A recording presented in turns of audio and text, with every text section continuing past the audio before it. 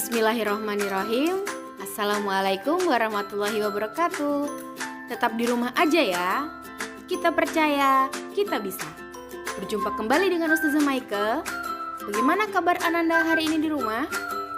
Alhamdulillah. Semoga semua dalam kondisi baik dan sehat ya.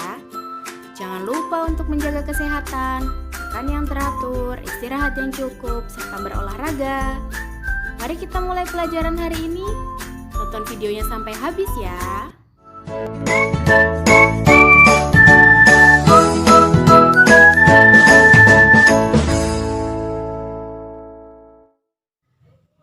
Selamat pagi Ananda Soleh-Soleha. Bagaimana kabar kalian dan keluarga di rumah? Semoga dalam kondisi baik dan sehat semua ya. Amin. Apakah kalian sudah siap untuk belajar pada hari ini?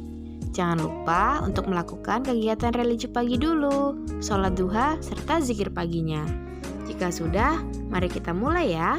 Hari ini kita akan belajar tema 2, subtema 3, pembelajaran yang kelima, dan pembelajaran yang keenam.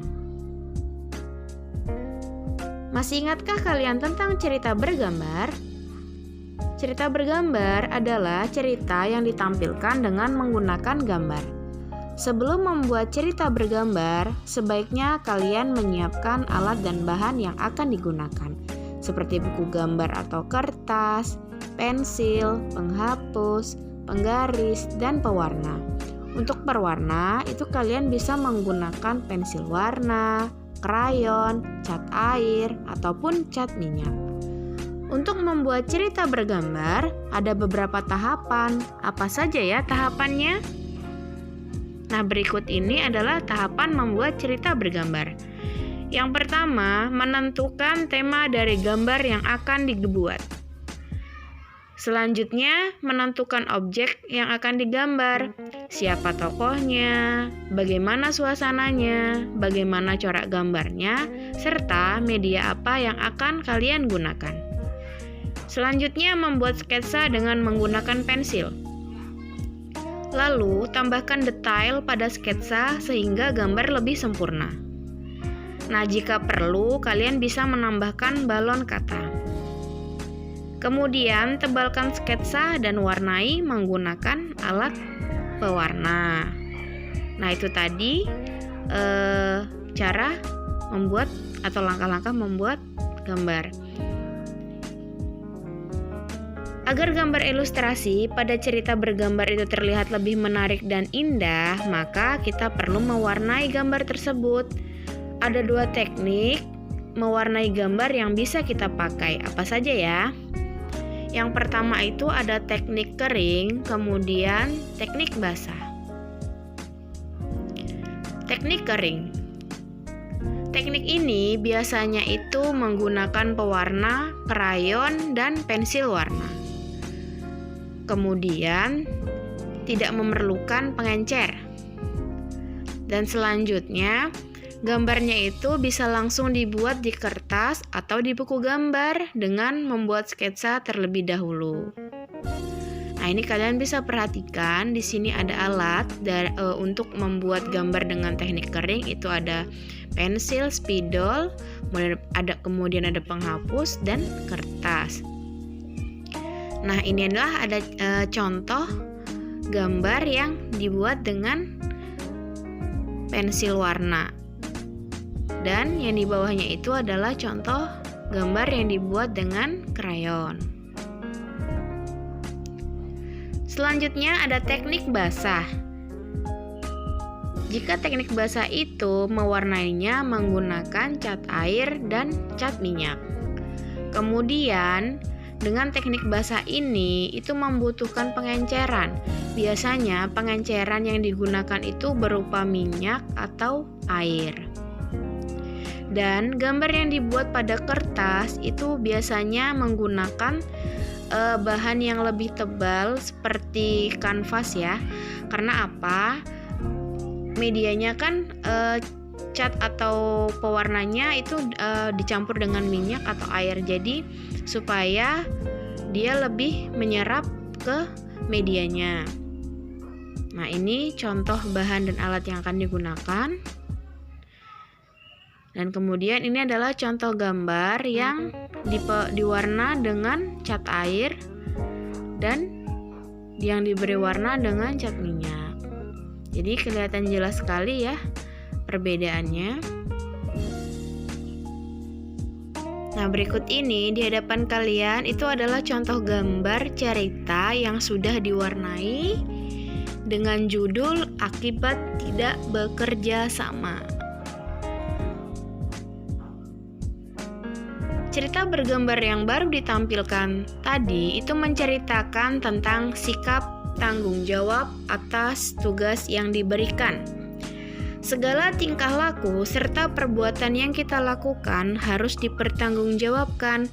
Tanggung jawab merupakan perwujudan dari kesadaran dalam melaksanakan kewajiban. Nah, di mana saja ya pelaksanaan tanggung jawab itu bisa kita lakukan?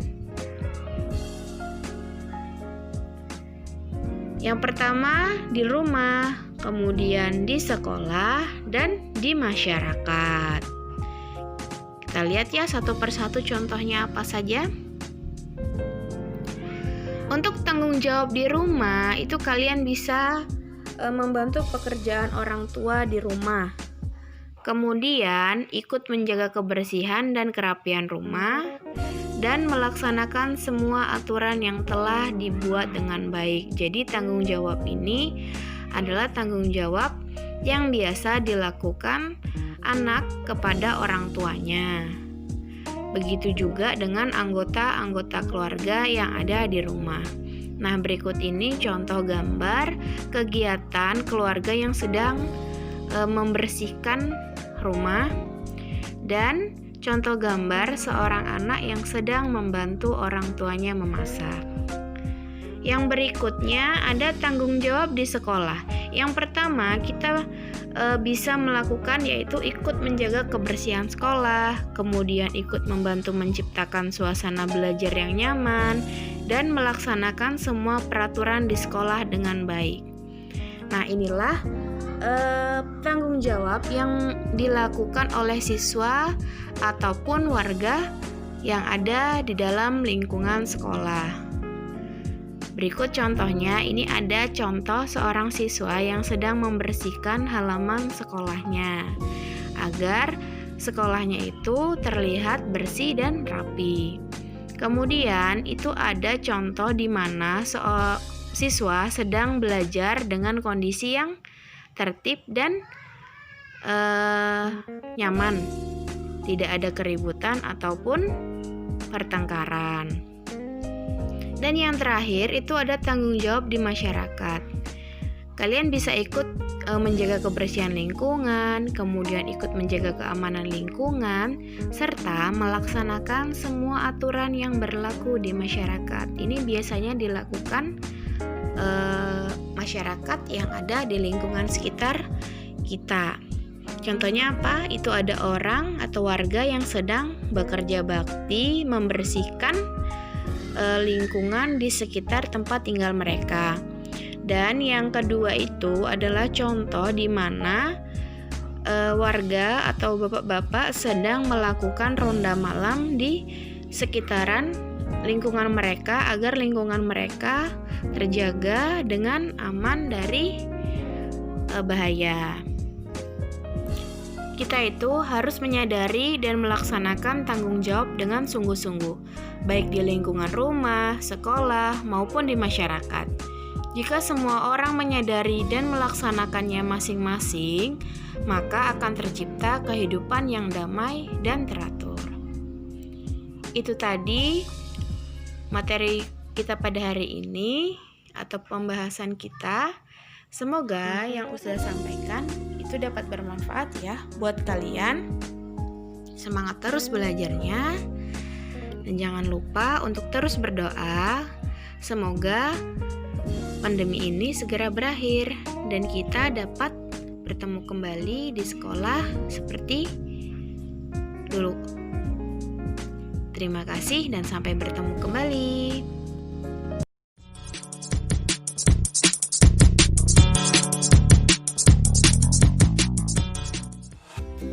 Demikianlah video pembelajaran pada hari ini.